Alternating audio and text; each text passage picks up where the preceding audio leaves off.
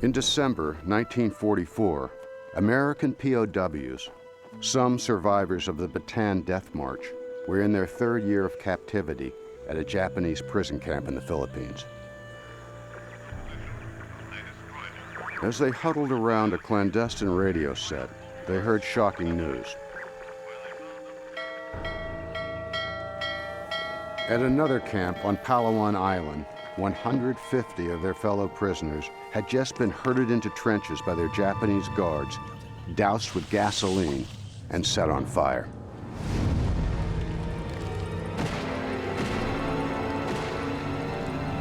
The Palawan massacre was very much a premeditated atrocity. There was a specific order that came from the Japanese High Command that required that the commandants of these various camps liquidate any and all American prisoners rather than let them fall back into American hands. We were scared because of Palawan. We all knew about Palawan. We got that on the radio. It was in the back of our minds that the Japanese are going to kill us one of these days. They're not going to let us go home and tell our story. In the midst of a massive campaign to retake the Philippines, U.S. military commanders shared the POWs' fears. Their only option was to conduct an urgent mission to save 500 prisoners. Operating behind enemy lines, an elite unit of Army Rangers would have 72 hours to get them out.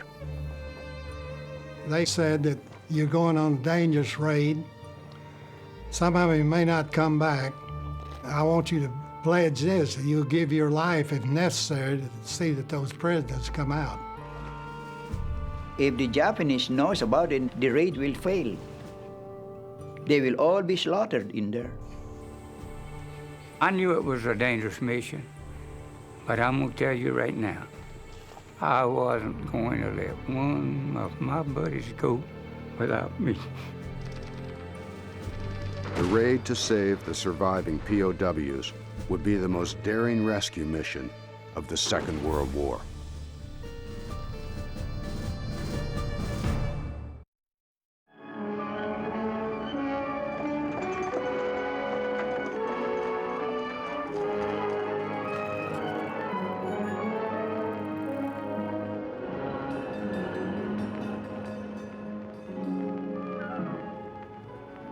This is the Philippines in 1940, a modern, civilized country, a piece of America, peopled with fellow Americans.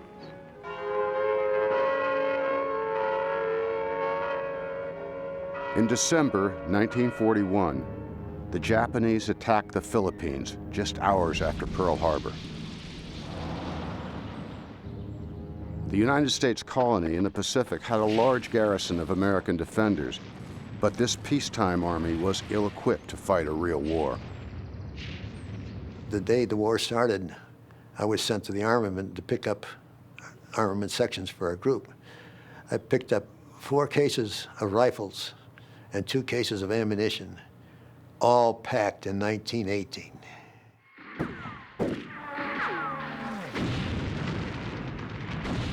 We couldn't defend ourselves against them. They had better equipment, they were in better shape, they were better trained. Everything they were, we weren't.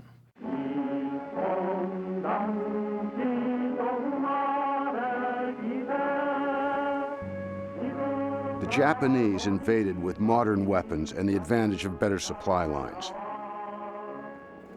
The enemy's stock of aircraft and equipment seemed almost limitless. The American troops were isolated 7,000 miles from home. They couldn't be resupplied, and their food and ammunition were running out. We kept hearing about a convoy being on the way, and we kept watching in the bay and kept watch, but it never happened. Retreating from Manila to the Bataan Peninsula, the American and Filipino forces waited for help. I had been a communication specialist and listened to shortwave from the States, and when they said that they were sending 50,000 airplanes and and many ships and all that. It didn't materialize, so we knew that we'd been lied to. In March 1942, after 3 months of constant Japanese attack, the American commander, General Douglas MacArthur, was ordered to leave the Philippines for his own safety.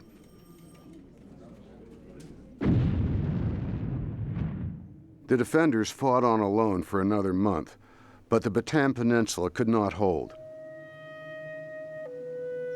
By April, cut off without food or ammunition, mass surrender became inevitable. You can only fight so much on an empty stomach. You just can't do that. And then sickness, too. By the time April the 9th come along, we couldn't fight anyhow. If we'd had the equipment, we couldn't have done that. We were all too weak. First I heard of the surrender was that my commanding officer said that you're all on your own, you're free to do what you want to do. But before you do that, I want all this ammunition and all the guns completely destroyed. I disconnected my 50 caliber machine gun, took it all apart. I bent the barrel over a rock and threw it in the China Sea, and we were ready to go. We marched down into Barbados airstrip, and that's where the surrender basically took place. When the Japanese come in, my commanding officer, he heard them coming up there, and so he got his white flag and flagged them down and surrendered the camp. And that was the way we was surrendered and captured. We had the feeling that we'd be in disgrace back home because we surrendered. Because the U.S. Army didn't surrender.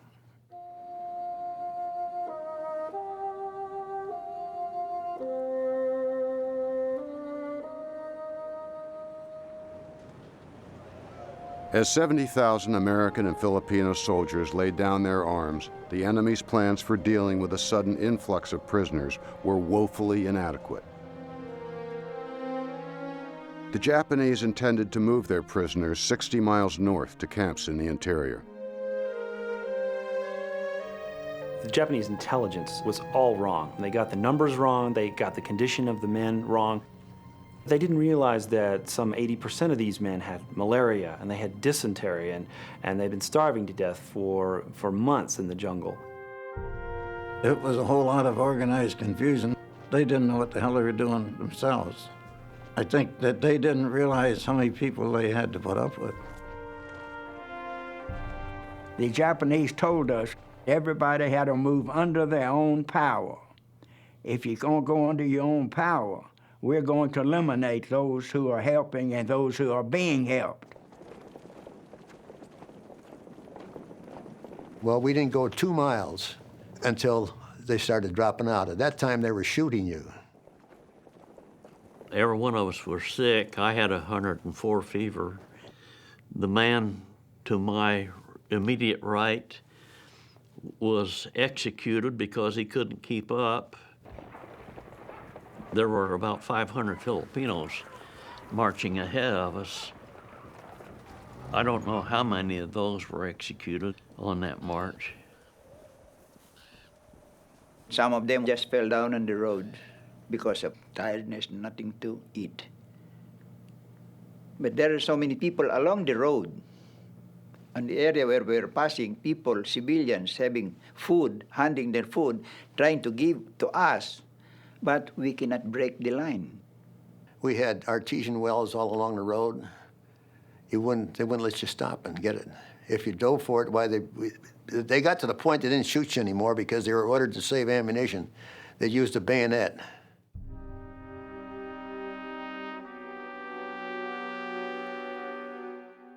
Sketches drawn from memory by survivors provide the most graphic accounts of the ordeal.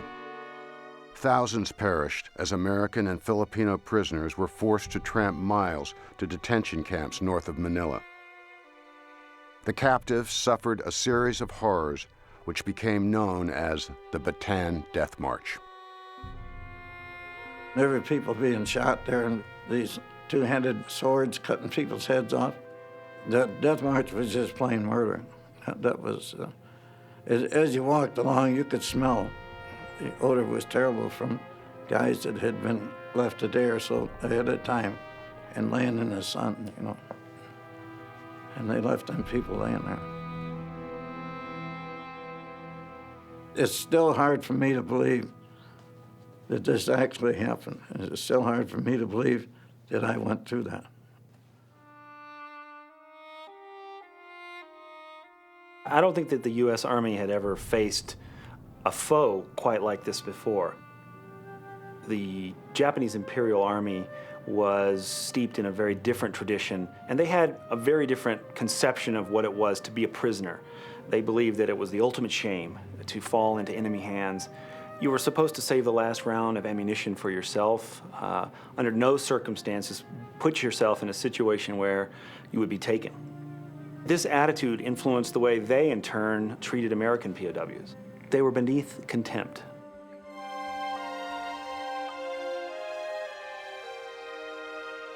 By May of 1942, the invaders' victory was complete. The Philippines was now part of the far-flung Japanese Empire. Just 6 months into the war, an entire army had been captured. Official telegrams began arriving at homes across America.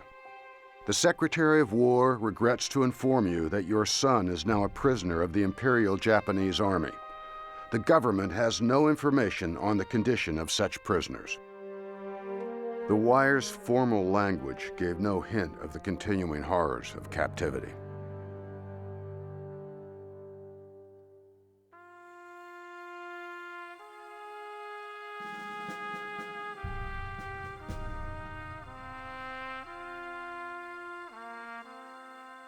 Prisoners, it is regrettable that we were unable to kill each of you on the battlefield. It is only through our generosity that you are alive at all. Japanese commandants often addressed their American prisoners as they arrived at the camps. We will treat you as we see fit. If you live or die is of no concern to us. Soon, your loved ones will no longer weep for you, and your country will forget your names.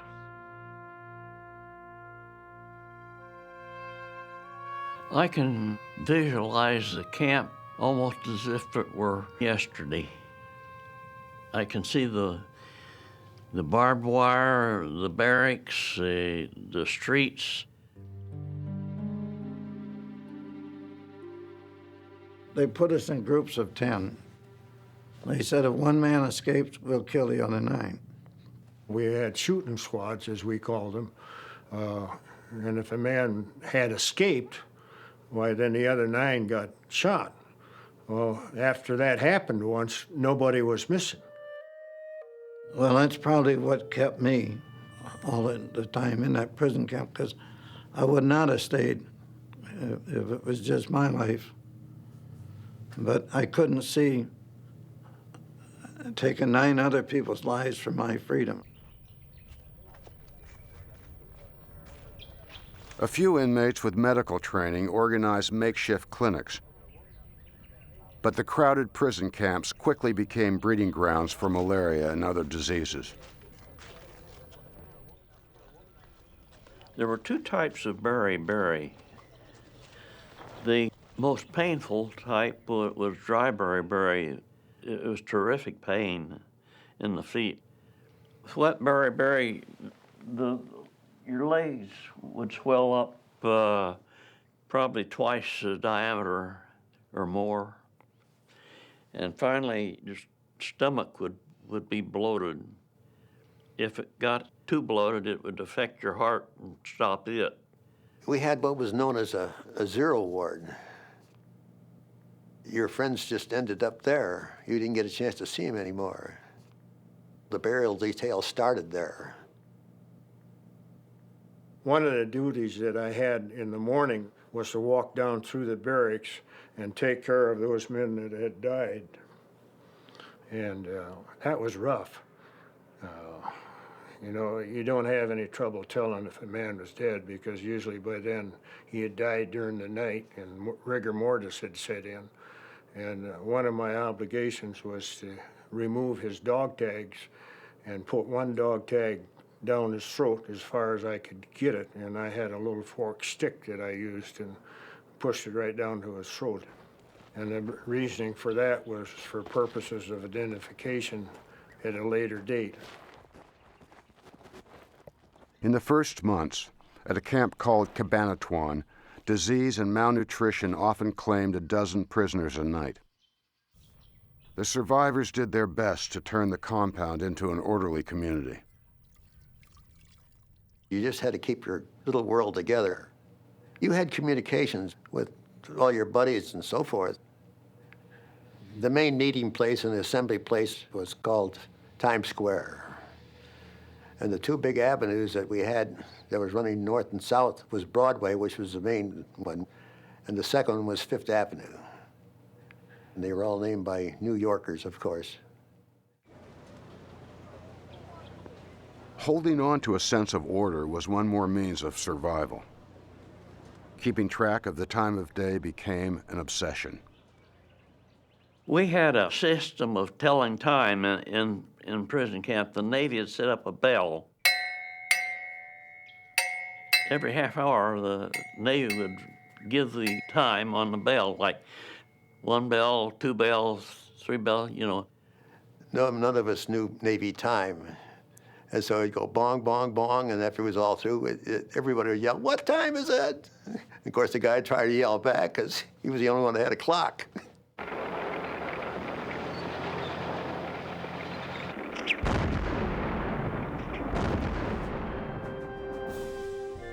While the prisoners marked the hours, the war expanded across the Pacific. Within a year, revitalized American forces had defeated the Japanese at Midway, at Guadalcanal, and at a dozen other battles. But the Japanese grip on the Philippines remained solid.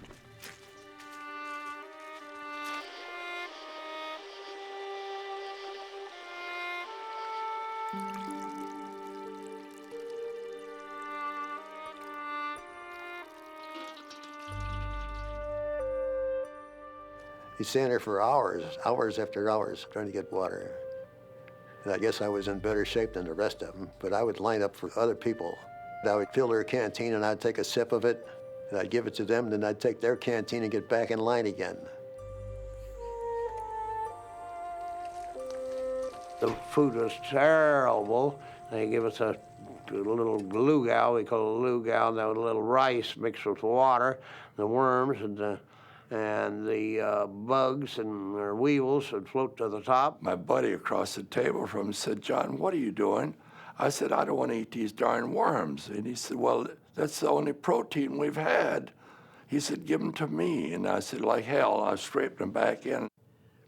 But there was people that go through that line, and they'd look at it and they'd say, "I'm not eating this stuff. I'd rather die than eat this stuff." And they just dumped theirs in a barrel or whatever it was, and they died.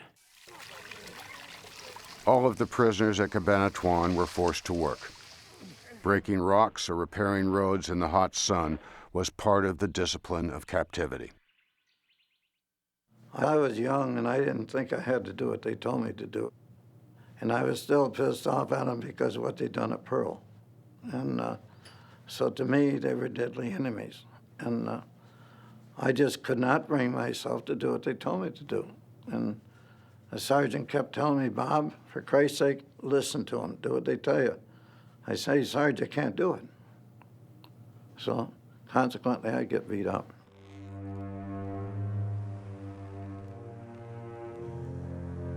When I would see somebody being tortured or abused, I had mixed emotions. One was anger, and 2 was fear. Would I be in the same situation minutes, hours, or days from then? Would I get the same treatment? But I was intensely angered at that they would treat another human being that way.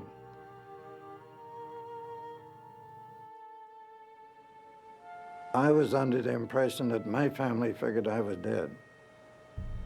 We really felt that the Army had wrote us off. We're expendable.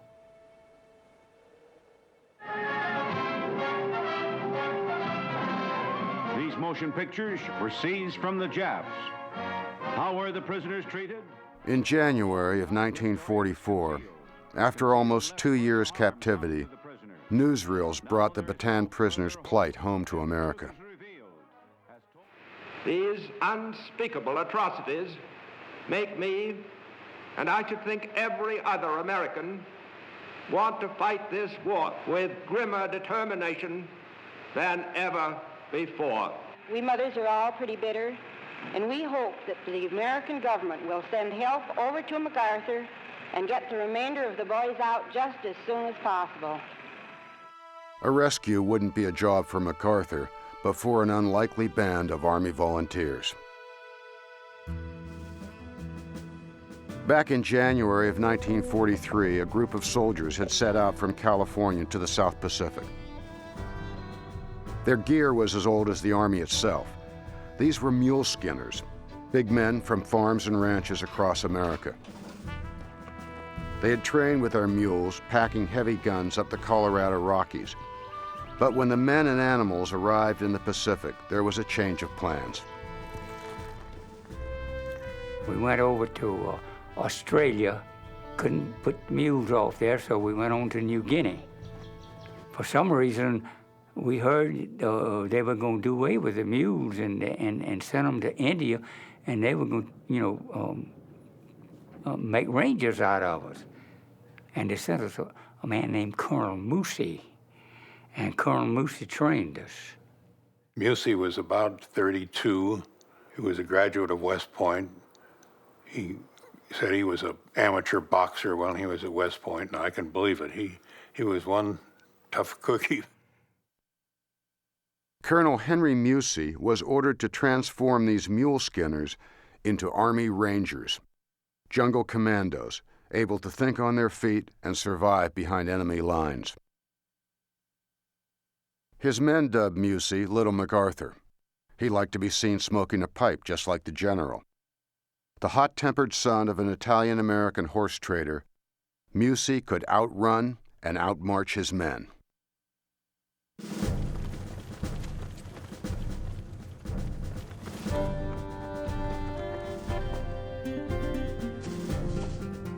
Of course, he did everything to run us to death, made us cross rivers on ropes. We had to swim with packs on our back. We had an obstacle course. You could approach him with a knife in your hand and you couldn't get to him. He'd throw you on your back. He was a judo expert. But he worked us so hard that sometimes I think I hate that man. I'd double time back to my camp and say, you can't kill me, I'll do more than you can give me. The first weeks of training, you broke your leg, you broke your arm in training. If you weren't supposed to, your buddy wasn't supposed to help you back. If you couldn't get back by yourself, you were out. I thought he was going to kill us. He called us rats, he called us everything but a child of God. And he told us, he said, I'm gonna make you so mean until you'll kill your own grandmother. We were volunteers in reverse because if we didn't want to stay, he'd transfer us out. And there were others that he transferred that he didn't want around. There wasn't anything that he would ask you to do that he wouldn't do himself. He was really, in Army terms, an all-out joke. I wondered why he was putting us through so much.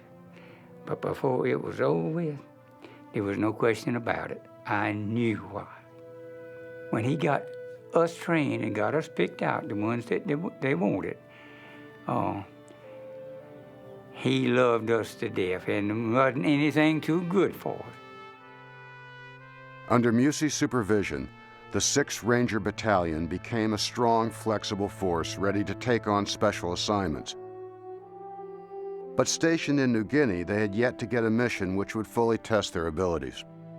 That would come in the Philippines.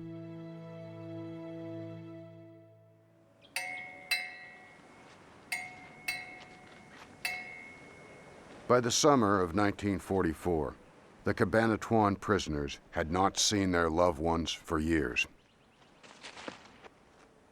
The Japanese allowed us to send cards out occasionally, and you had my health is good, fair, or poor, and multiple choice cards that you're allowed to send home.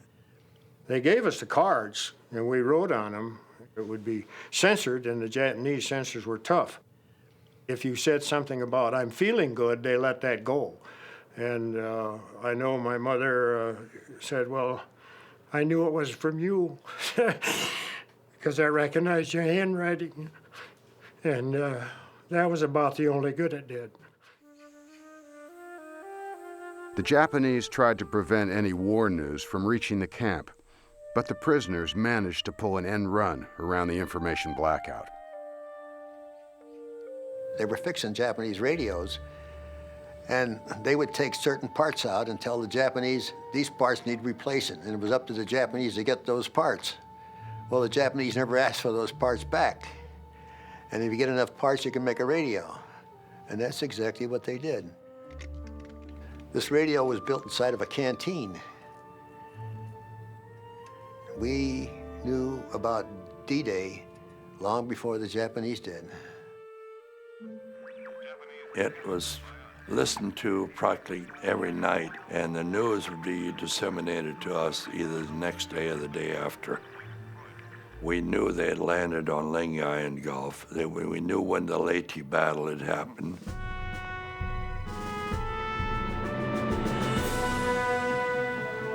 At Leyte in October 1944, General MacArthur led a huge force back to the Philippines. Over 700 ships took part in the invasion, the greatest fleet ever to sail the Pacific. When the Americans started coming back, the planes flew right over the camp, and you could start hoping again. But the American landings came nowhere near the prison camps. The fighting was hundreds of miles south. After 2.5 years, the liberation of the POWs would still have to wait.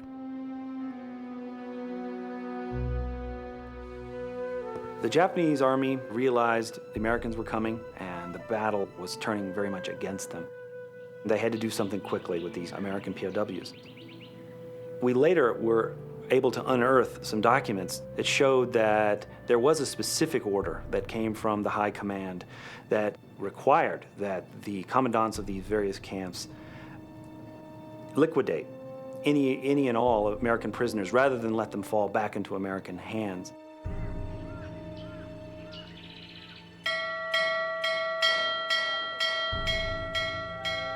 In December 1944 on Palawan Island, southwest of Bataan, a group of American POWs heard an air raid alarm ring out. They leapt for their trenches, but on this day there was no air raid.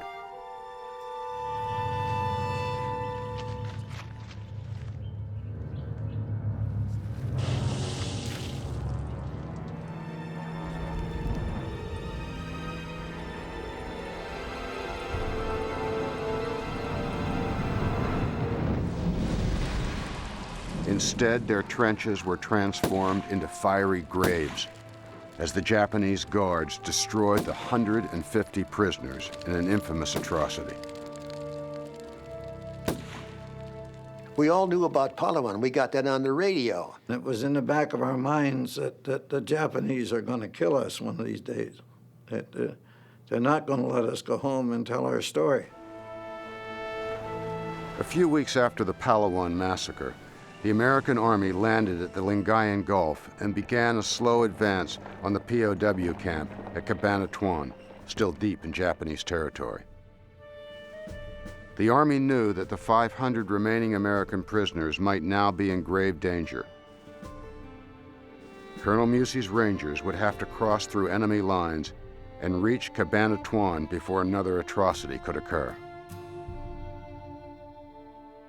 We knew something big was coming up. I heard that he wanted the whole of C Company and the whole of F Company to go on this mission.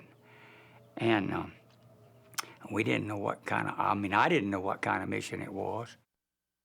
The camp at Cabanatuan lay 30 miles behind the lines. A daring covert rescue was an assignment Musey's Rangers had been born to attempt.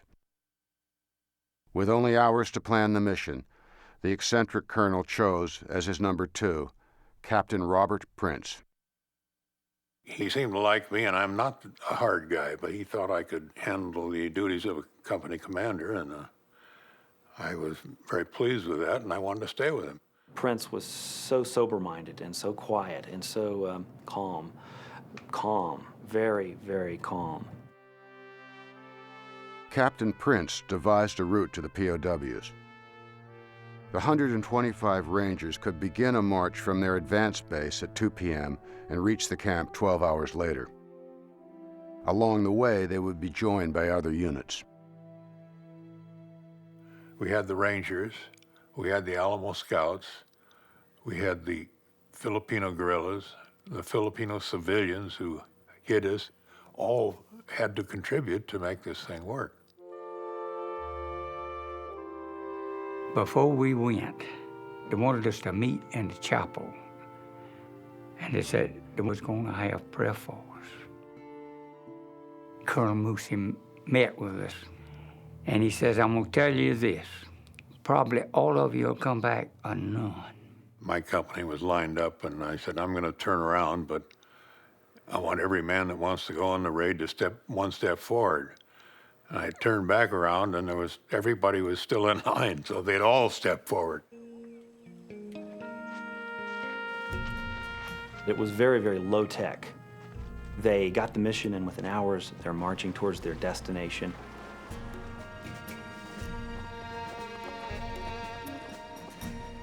We knew that we had about 30 miles to march. The thing that bothered us more than anything is we went through those different villages. Somebody might tip you off, you know, but those people, Filipinos, were loyal because, you know, just one slip of the tongue could have meant suicide. Each one was given their choice of weapon. I preferred the semi-automatic because that's what I trained with. And that was a hell of a good weapon from hip shooting or any way you wanted to. We took bazookas in case we had to take out a tank. The rest of it was small arms, Tommy guns, M1 rifles, carbines. All in all, we had a lot of firepower in just a small group.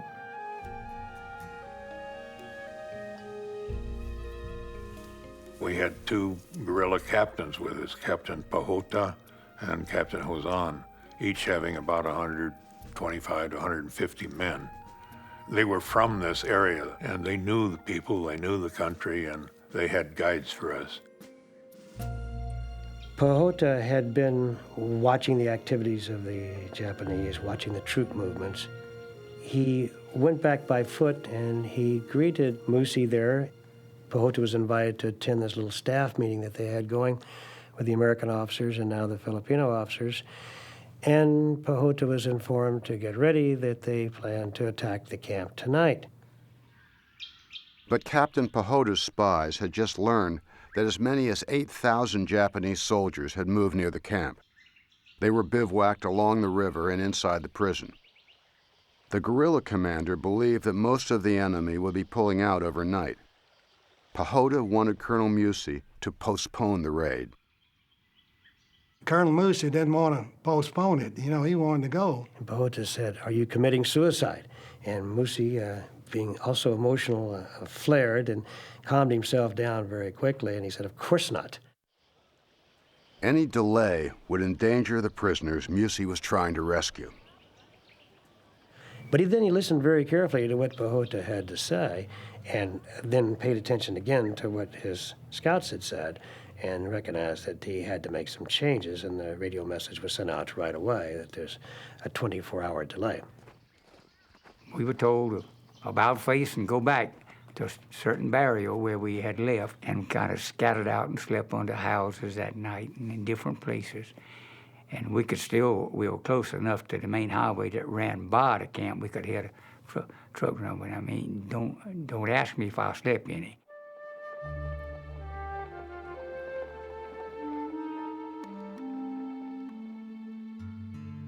In that 24 hours, the Alamo Scouts did a real fine job of casing the joint, I guess is what you'd call it, and came back with all the information we needed on the prison camp, where the prisoners were, where the Japanese quarters were.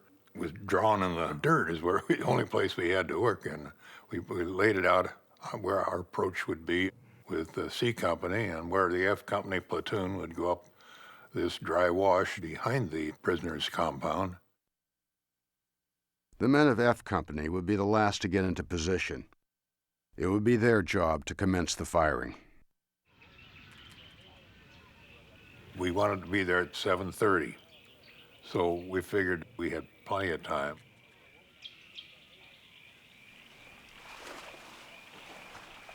Late in the afternoon, the Rangers left their hiding places and crossed the shallow rivers surrounding Cabanatuan. Juan Pajota's hunch had been right. Most of the enemy seemed to have pulled out.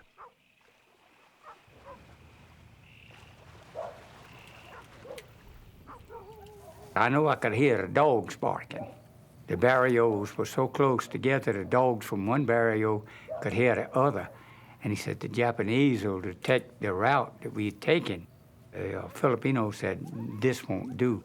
So, and they had them scout ahead. And every dog in the barrio, they took bamboo strips and tied their mouths together so they couldn't make no noise. The guerrillas slipped from village to village, gathering dozens of water buffalo carts. Farmers lent their only carabao to help rescue the prisoners unable to walk to safety. We're anticipating the sick prisoners to be loaded after the rescue. So about a little distance from the river, from the camp, and across the river were I think about 30 carts that were ready to hold the prisoners over there. As the sun began to set, guerrillas positioned machine guns along the river.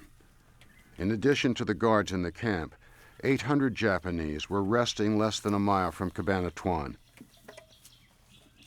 The Filipinos would need to keep these troops from crossing to the camp once the firing started. We are protecting the road in case the Japanese will attack. If the Japanese knows about it and they're ready, they can go easily right there and the raid will fail. They will all be slaughtered in there. Just the gossip of any one person in a village could have made a difference. How this didn't reach at least one Japanese unit, I don't know. With that troop movement, it seems like somebody would have gotten a piece of information, but they didn't, and that was a blessing, I think, more than a tactical thing. The official map showed the camp surrounded by high vegetation. But just hours before the raid, new aerial photos revealed only flat, dry rice paddies with no place to hide. The Rangers would be fully exposed as they crawled towards the prison fence. The most nerve-wracking part was sliding across that field on my belly. Those rice paddies just clay-like, just as hard as concrete almost. We just had to put our guns in front of us and just crawled an inch or two at a time.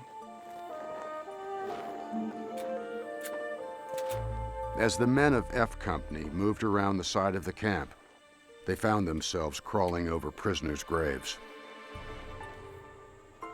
It was still daylight, it was getting dusk, but it was very obvious that the guard in the tower could see us if he was looking. I felt like I don't want to be the only one to give us away. I'm going to stay to this ground. I don't care if I don't have any skin left on me. And honest to God, sometimes when we went across a little mound that held water, it felt like your honey was up 2 foot high. We were scared, yes.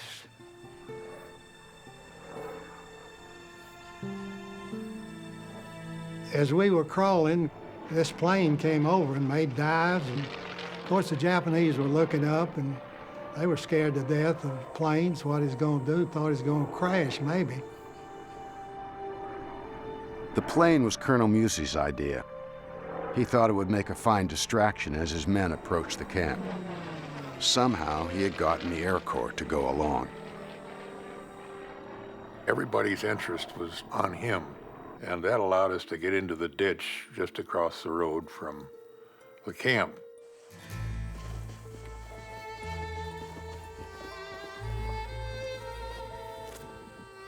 Captain Prince's main assault unit lay waiting for F Company to make its way to the rear of the camp.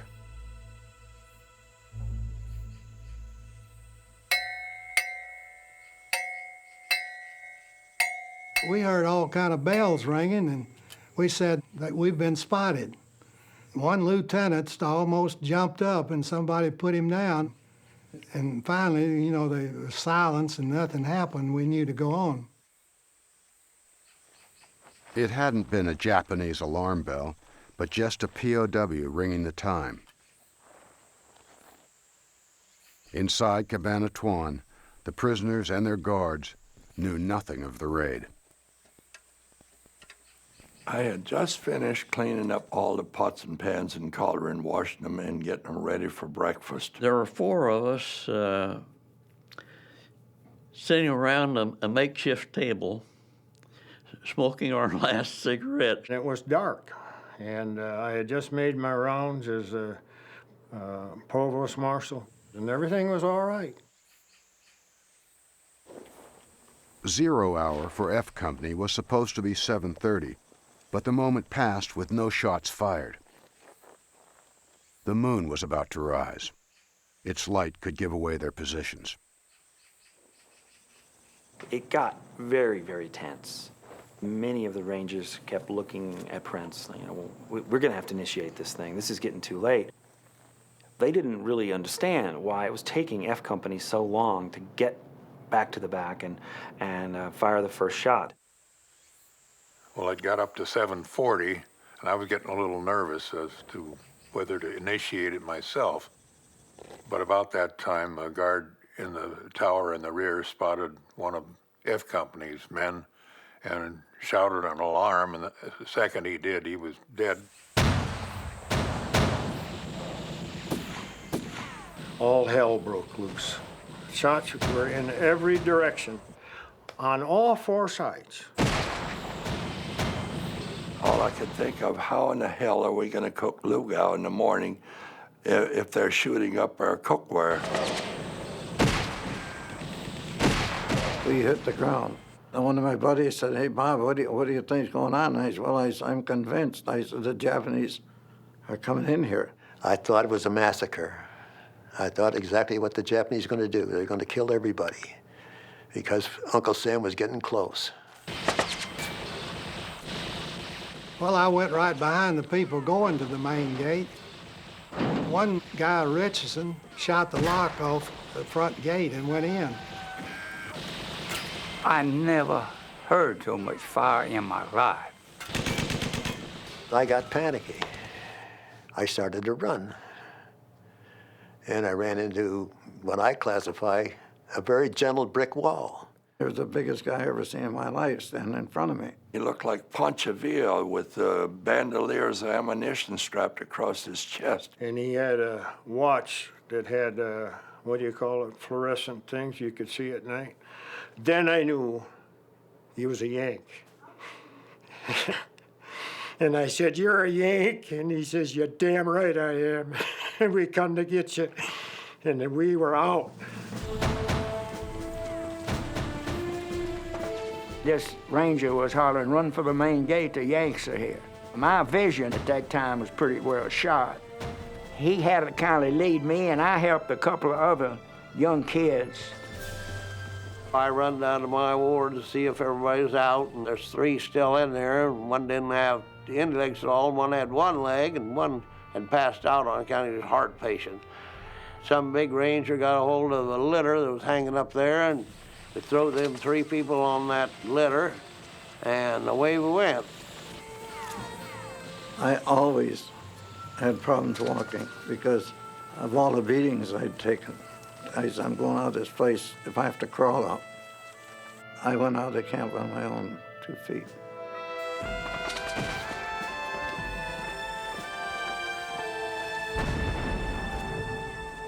raid had caught most of the Japanese asleep in their barracks. In minutes, as many as 200 had been shot. After the initial surprise, a few of the enemy managed to return fire. The Rangers' only surgeon was hit. The mortar shell fell, cut Captain Fisher open. And I look around, I could see his entrails, his intestines, and the blood coming. Ranger Corporal Roy Sweezy was shot, not by the Japanese, but by friendly fire. I jumped out, crawled over to where Sweezy was, and I put my arm under his head. I got my cantina, I poured the water on his head and gave him the blessing, name of the Father, Son, of the Holy Spirit, amen. I baptize you, and so on. And the last thing Sweezy said, one of my own men killed me.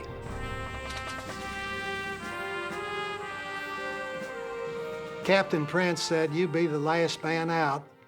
I want you to stick your head in every shack you can find and see if anybody's left." And I did that, expecting to get shot. The bullets were flying from down the road. I went out with my arm over my face just in case I got hit. It'd be not in the face, but in the arm, but made it pretty safely.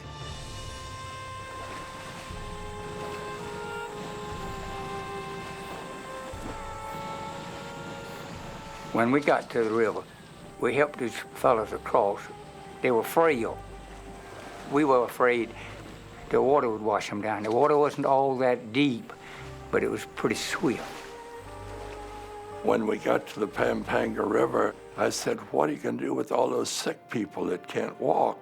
He said, "Don't worry, we got caribou carts."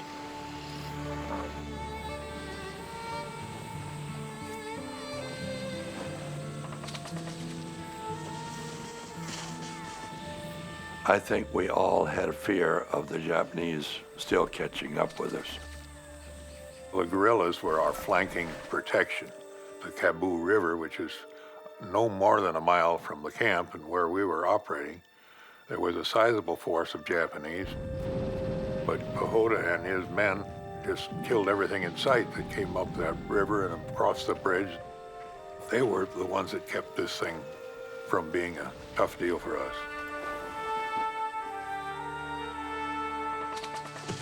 Only 22 minutes after the first shot was fired, all 513 POWs were out of the camp. Each Carabao cart was loaded and set out on the 30-mile journey to the American lines. Those old caribous, they were slow. But you know, I told a lot of people there was somebody traveling with us besides Rangers, guerrillas, and Alamo Scouts. I firmly believe that the Almighty had a part in this too.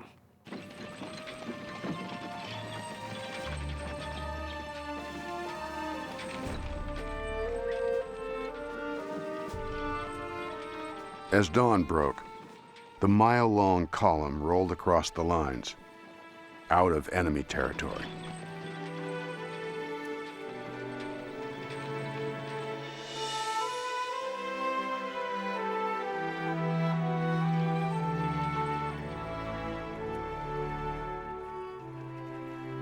I don't think I realized that I was fully freed until about 10 o'clock in the morning. And they had an American flag draped over a bush at the side of the road. I saw it, and I looked around, and I don't think there was a dry eye.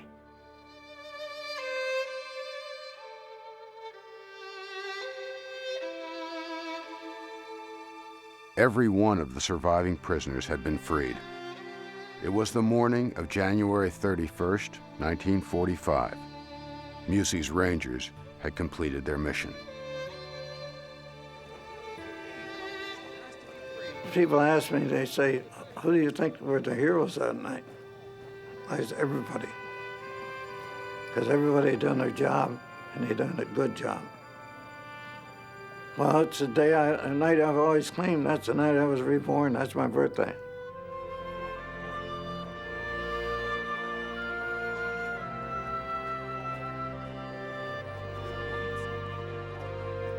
That was a long wait, 3 years, you know. We just were so happy to see them. They had restored our faith in America, in the soldiers, in the Army. And I'm thinking, well, hey, we're under American control. We've got our freedom back.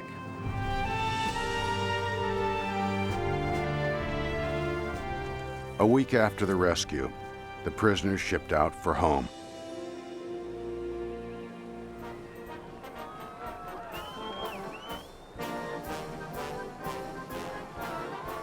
We passed under the Golden Gate Bridge, and the fireboats were spraying water, and all I could think of, my God, they're wasting all that water.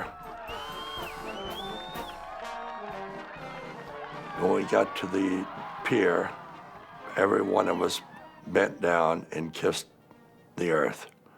And then we really let out an exhale and said, we're finally home.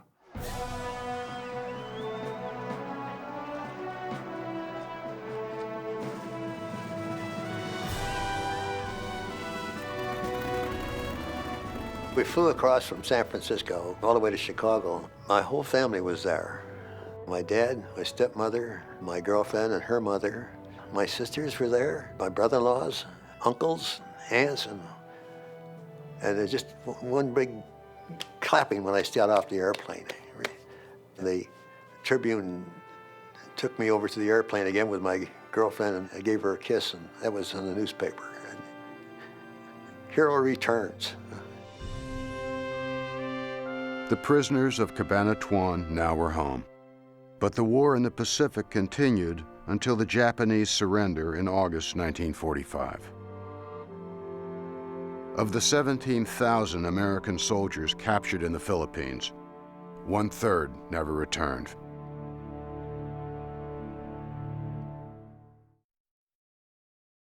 There's more about the rescue at American Experience Online. Screen rare footage of the POWs and read letters from the home front. All this and more at PBS Online, pbs.org, America Online keyword PBS.